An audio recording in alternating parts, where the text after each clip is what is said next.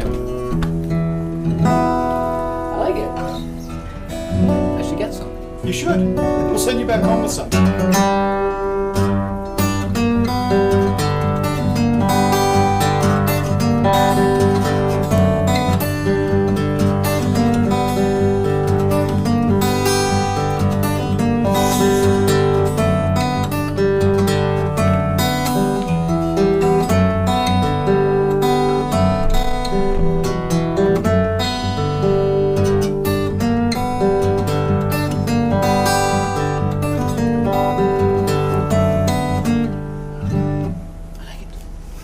You should like it.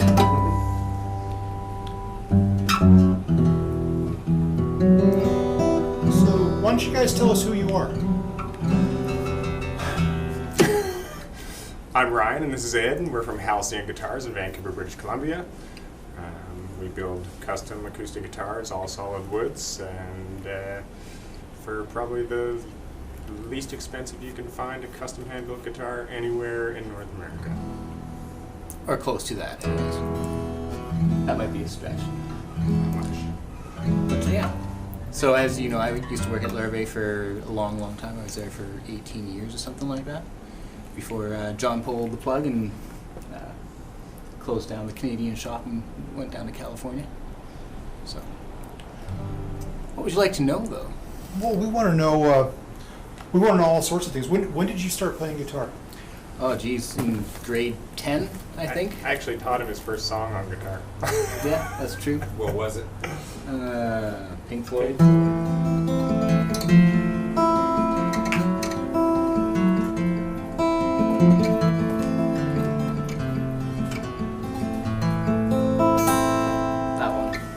I've since forgotten how to play Me guitar. too.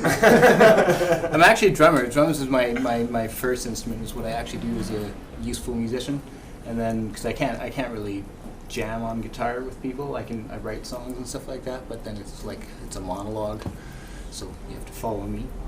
But I started playing guitar just because I kept trying to jam with people. And I'd be like, no, play the higher note. No, the lower note. No, just give me the damn thing. This one. You know. And then I just started writing songs because it was a lot easier than learning how to play them.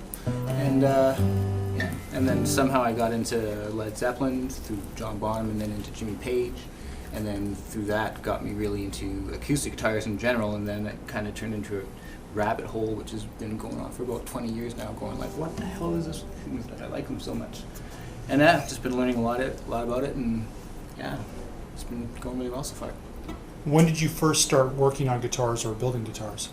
As soon as I got one, basically, first thing I did was take it apart, like everybody does, you know, and then put all the pieces back together in the wrong order, and wonder why you can't tune it anymore, and why the pickups don't work and stuff like that, and you know, just monkeying around with it. What guitar was it? I believe it's a Man SG copy. Yeah, which I no longer have, and don't miss actually. Right? Yeah. I'm more a bass player. I of course learned how to play guitar at a young age, probably about 10 or 11, a little bit, and just kind of. But I was always picking out the bass parts, so I became a bass player and played saxophone also for many, many years. Was a professional musician for 10 years until it became next to impossible to be a professional musician.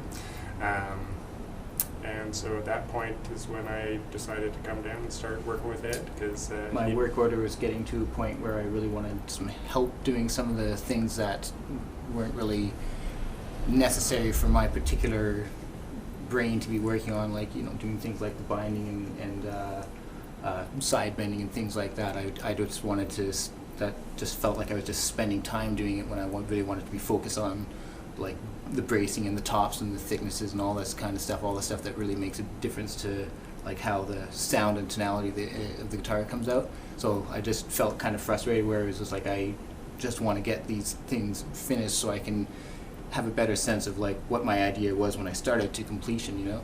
That was one of the reasons I started the Halcyon line as well, from doing the Tinkers, which take, you know, like 150 to 180 work hours. So even, you know, while I was working at Larrabee, the best year that I ever did was like, I think 8 guitars in 1 year. And it's just working like evenings and weekends at crazy levels, and at the end, you only have like 8 guitars to show for it at the end of the year, and it's just like your progress, because it's like, and so when I started making the Halcyons for a confluence of reasons, I just basically wanted to strip out everything that was not strictly necessary to make a really nice guitar, and it was like, oh, you don't actually have to do this or that or this or that or that, and suddenly it was like shave the time of the build for every guitar, and then realized that I could actually sell them for a much more affordable price than the Tinkers, and I don't know, it's been taken off since then. You've taken orders from all around the world. Yeah. Where have you shipped to? Well, we got one coming up to Hong Kong. We got a couple going to Australia. We sent some to Japan, Sweden. We're getting some interest from the UK right now. I've got a couple Tinkers in the UK, but mostly it's the US. I'd say probably 90% or 75%, something like that. And how have people heard of you? Mostly through online forums and just word of mouth and things like that, and dealers such as yourselves. That was, I think, the first place I'd heard of you was either on the Paul Reed Smith forum or the Acoustic Guitar forum. Yeah. There was a guy who maybe was on both that was just frothing at the mouth about how wonderful they were. Very enthusiastic band. Yeah. Yeah. And I came up, and my wife and I came up and visited you and Yeah, went that's to right. your shop.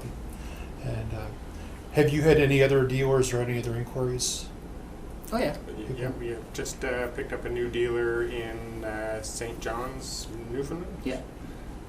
So O'Brien's. O'Brien's, Which which is is a pretty cool. store that's been there for 75 years, and has been a mainstay there. And they, I guess, just a couple of years back went bankrupt, and then the family put everything back in to reinstate the store and get it going again. And they called us up and wanted to ship some of our guitars over there. So that's Yeah. Ironically, because they saw our guitars at our Vancouver dealer, they were in there and it's like, oh, it was very nice. I would like some. So. So Yeah, they walked into Blue Dog. And The Exile on Main Exile. Street, yeah. And yeah, but mostly it's the online forums, people talking about it, and we have a Facebook page as well where you can see all the builds that we're working on concurrently, and see pictures of what we finished building, what's in the shop on the bench right now, and stuff like that, and pictures of cool wood sets and things like that. so you find that using social media, you're able to connect to people in a personal way, and they can see their guitar being built or see what someone else is having built, and you find Yeah. do you find you have maybe a more intelligent, more interested customer base? I don't know how to answer that, because I'd say we've been really lucky. All our clients have been really good. Like, you hear nightmares about some, on other clients of what they've had to deal with trying to please clients and things like that, and we've knock on wood, but everyone's been really good so far. They've been very reasonable, and just seem to have a non-mythical expectation of what to get out of a guitar, which is good, because sometimes when things get too fancy, it's just goes into the area of chimera, where they get lost in the minutiae of details that are just not really important, I think, So we've been lucky, so let's keep that going. One of the best things about Halcyon guitars too is that the customer can contact us and talk to Ed one-on-one about what kind of a player you are, what kind of music you like, how hard you play the guitar, how soft you play, if you're a finger picker or strummer. We can really help you decide what is the right instrument for you, and I think that's something that you won't get out of really any other. You're few and far between. Well, I'd say that's what the job of a custom builder is, but you don't. Basically, at our price point, I don't think you get that level of one-on-one at the price point very commonly, anyways. So. What's your wait time like now? It's about 6 months, kind of starting to edge towards 8 months. So. Do you have any fears of being able to keep up with the demand that people will have of you?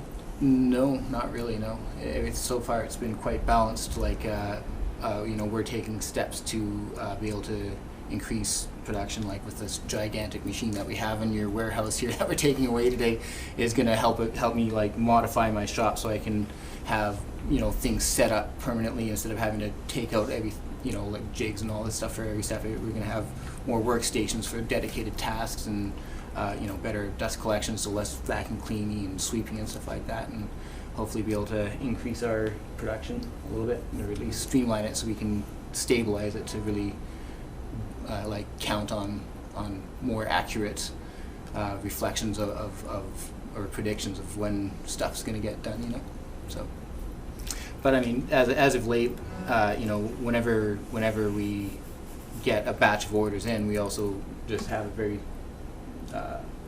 intensified workload. So we just make sure that we get stuff going as best as we can. And if we need to get help, we will. And we don't feel in the style and the beauty of the instruments we build, we don't feel that a 1-year waiting list is asking too much of the customer. A lot of custom builders have 2 to 5 year waiting lists, so it's certainly not excessive. Exactly. But we're going to try to keep it as close. Tell me a little bit about woods. You use some woods that aren't normally seen in factory and production guitars.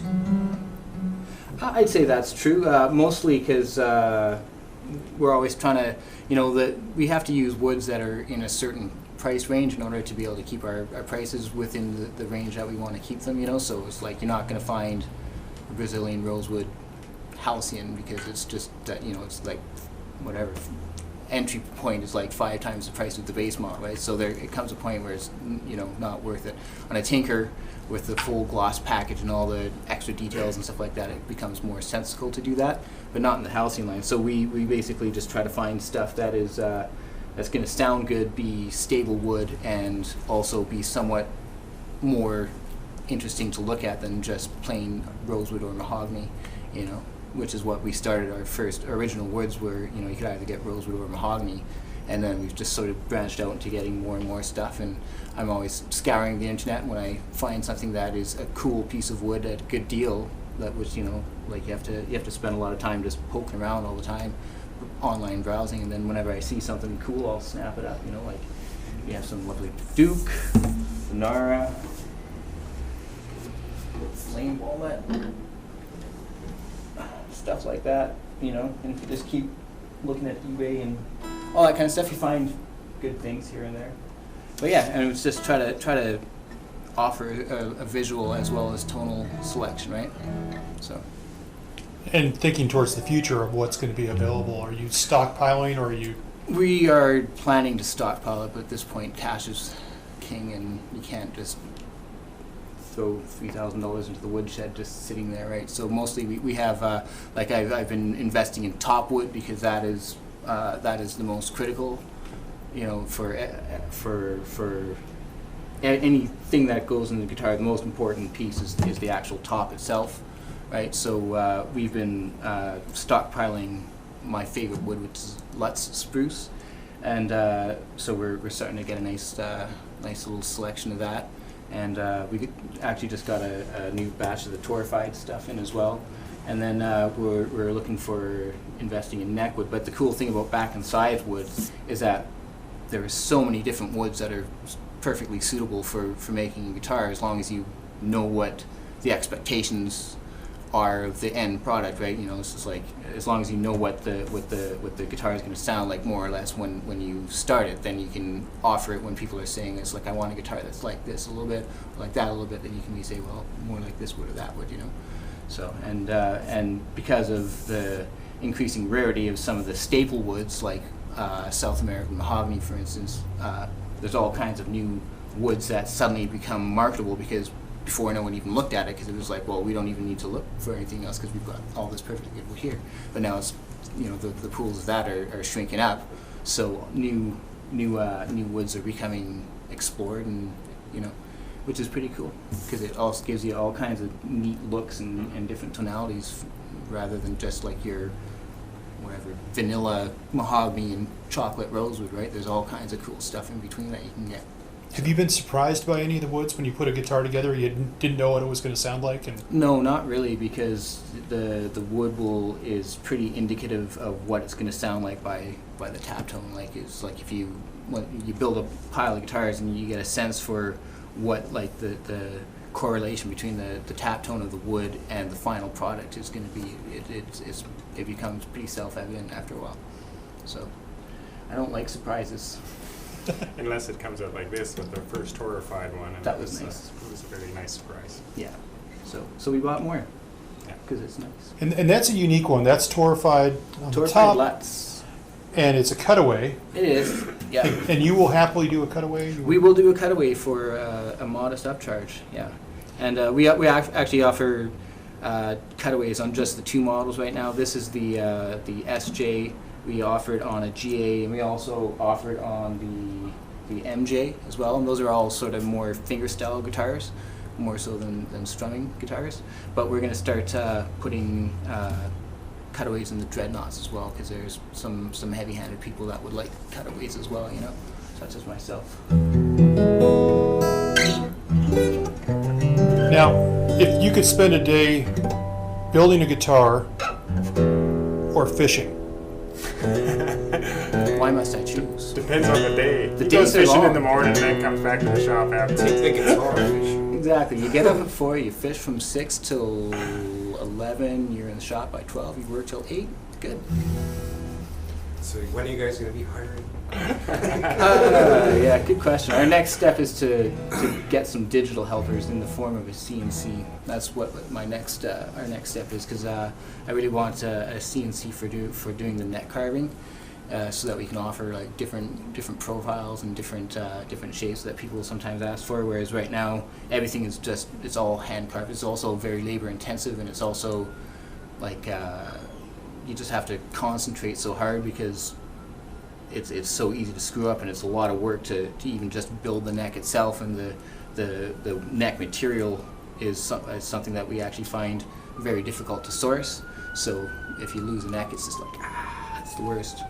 And so we want to get a CNC to help us out doing that, so that I can get up in the morning and load the machine, and while I'm fishing, somebody can be working still.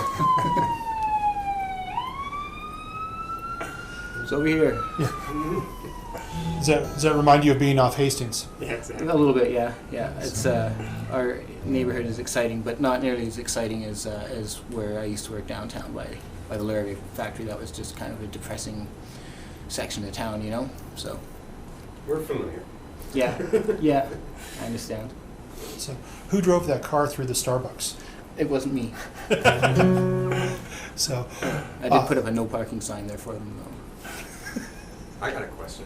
Sure. I'm curious about both your woodworking backgrounds, if there was one, or if you went into No, woodworking I just had- to build I guitars. had to learn woodworking because the wood kept doing stupid stuff like breaking and splintering and splitting and stuff like that when I was just trying to do it wrong. And so all my woodworking skills developed just for building guitars, So like I can make a really nice guitar. I can do like nice miters and nice purflings and all this kind of stuff. But if you saw any of the cabinets and benches at my shop, you would see that the skills don't necessarily translate from one to the other, Yeah.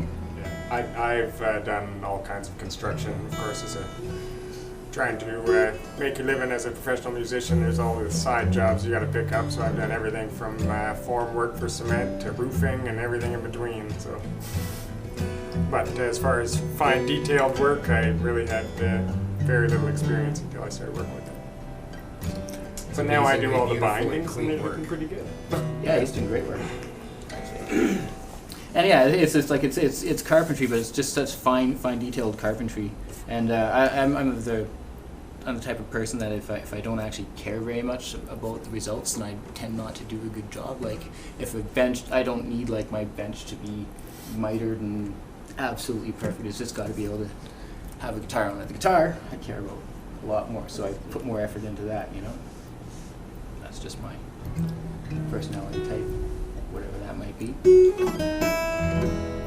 I like my desk to be nice. You do have a nicer bench than me. Wait till you see mine. It's gonna kick your ass. guys, I want to thank you for coming down today. Cheers. Thanks very Thank much you for for the having us. invitation, and thank you very much for holding that desk collector for us. Yeah, anytime. We'll have some people that come in that want to meet you. Great. I know a couple that That's are coming fine. up.